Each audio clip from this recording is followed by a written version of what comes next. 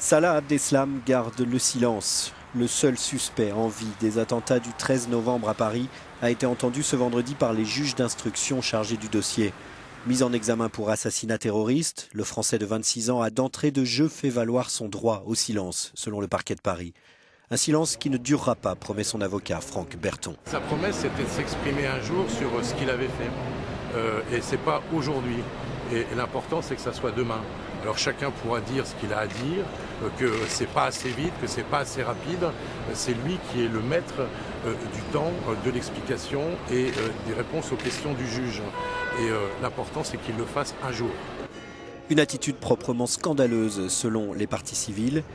Écoutez l'un de leurs avocats, Gérard Chemla. Ce que les victimes veulent, c'est pas tellement qu'ils nous disent des choses, c'est lui montrer ce qu'il a fait, c'est qu'il se rende compte de ce qu'est la douleur et qu'on lui rende non pas une vengeance, mais une justice. L'audition de Salah Abdeslam, 6 mois après les attentats de Paris, était très attendue. Mais le terroriste présumé a refusé même de confirmer les déclarations qu'il avait précédemment faites devant les policiers et devant le juge d'instruction belge.